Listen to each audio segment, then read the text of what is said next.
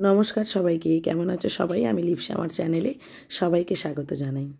মেয়েদের জীবনে সত্যি এই অনুভূতিটা বা এই সময়টা খুবই মূল্যবান। সবাই বুঝতে পেরেছো নিশ্চয়ই আমার স্বাদের ভিডিও। আমার স্বাদের অনুষ্ঠান যেদিন হয়েছিল সেদিনে ছোট্ট কিছু কিছু ভিডিও বানিয়েছিলাম, তো সেটা দিয়েই আজকে একটা ব্লগ ভিডিও তৈরি করেছি। জানিও সবাই কেমন লাগলো। তো যাই হোক, সকালবেলা আমার স্বাদের দিনের সকালবেলা এই রকমের ড্রাই ফ্রুটস নয়, মিষ্টি, দই চিড়ে আর বিভিন্ন রকমের ভাজা, 9 রকমের। তো আমার শ্বশুরবাড়ির নিয়ম হচ্ছে 9 মাসেই স্বাদ, মানে 5 মাসের কোনো স্বাদ নেই, 7 মাসের স্বাদ নেই, একদম ডিরেক্ট 9 মাসের স্বাদ। তো আমি যেহেতু দিল্লিতে ছিলাম, তো বাড়িতে না থাকার কারণে আমার স্বাদটা সেভাবে বড়োভাবে দেওয়া হয়নি। তো দিল্লিতে কোয়ার্টারে বাস আশেপাশে 2-1 লোক এসেছিলো, তাদের নিয়েই স্বাদ অনুষ্ঠানটা করা হয়েছিল। আর আমার বাড়ি থেকে আমার শ্বশুরমশাই, আমার মা, আমার পিসি তো দিল্লিতেই থাকেন, তো ওনারা এসেছিলো সবাই। সমস্ত রিচুয়ালস বা ছোটো ছোটো করেই পূরণ করা হয়েছে, যেহেতু আমাদের ওখানে কিছু নেই, কোয়ার্টারে 2টো মানুষ থাকতাম, সেই অনুযায়ী ছোট্ট কড়া, ছোট্ট সব কিছু। তো তুমি দেখতেই পাচ্ছ আমাদের নিয়ম হচ্ছে 2 রকমই তুলতে হবে। তা যেহেতু আমার টুইন্স বেবি আমরা আগেই জানতে পেরেছিলাম, যার জন্য আমি দুটোই ওরকমভাবে খুলেছি। তো কেকটা একটু অন্যরকম হেজি লাগছে, কেকটা নষ্ট হয়ে গেছে একটু, আমার বর আনতে গিয়ে মানে একটু পড়ে গেছিলো, যার জন্য লেগে গেছে। যাই হোক, তোমরা সবাই, তোমাদের সকলের আশীর্বাদে, ভগবানের আশীর্বাদে আমার একটা ছেলে একটা মেয়ে হয়েছে।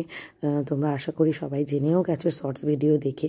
তো এটা আমার পাশের কোয়ার্টারের একটা দুটো বেবি, ওরাও ছিল, একটা ছেলে একটা মেয়ে। ওদের কোলে করে নিয়ে যেহেতু খেতে হয়, তো আমিও সেই রকম ওদের কোলে করে নিয়ে খেয়েছিলাম। তো আমার হাজব্যান্ডও ছিল সঙ্গে, সবাই মিলে খুব দিনটাকে এনজয় করেছি। আমার মা যেমনভাবে পেরেছে রান্না করে দিয়েছে আমাকে। আমাদের নিয়ম হচ্ছে শ্বশুরবাড়ির স্বাদের দিন পুরো নিরামিষ খাওয়া, তো যার জন্য আমি ওই মাছের মাথাটা নিয়ে এই সবগুলো ভিডিও করতে পারিনি, যেহেতু নিরামিষ ছিল। আর পরের দিন আমার মা আমাকে স্বাদ খাইয়েছিল, বাপের বাড়ির স্বাদ যেটা বলে। তো আমার বোন সুন্দর করে এই থালাগুলো রেডি করে দিয়েছে, তোমরা সবাই দেখতে পাচ্ছ, মাটির থালা, মাটির বাটি, ও সুন্দর করে এঁকেও দিয়েছে। তো খুব সুন্দর ছিল অনুভূতিগুলো। সত্যি মানুষ অপেক্ষা করে থাকে, মেয়েরা বিশেষ করে এই দিনগুলোর জন্য।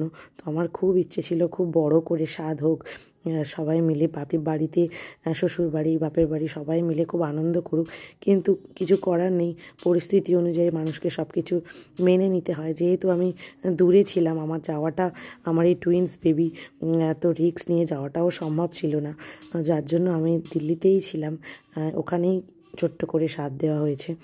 যাই হোক, তোমরা সবাই ভালো থেকো, আরও ভিডিও আসছে, তোমরা সবাই সঙ্গে থেকো, জানিও আমার ভিডিওগুলো কেমন লাগছে। আর আমার বাচ্চাদের আশীর্বাদও করো সবাই দূর থেকে, যে ওরা যেন ভালো থাকে, সুস্থ থাকে। আর স্বাদের গিফট বলতে শাড়ি, আর আমার শ্বশুরবাড়ি থেকে আমাকে একটা সোনা বাঁধানো পলা দিয়েছিল, আর আমার মাও শাঁখা বাঁধানো, সোনা বাঁধানো দিয়েছিল। এই সব ছোট্ট ছোট্ট জিনিস গিফটে পেয়েছি। ব্যাস, থ্যাংক ইউ সবাইকে।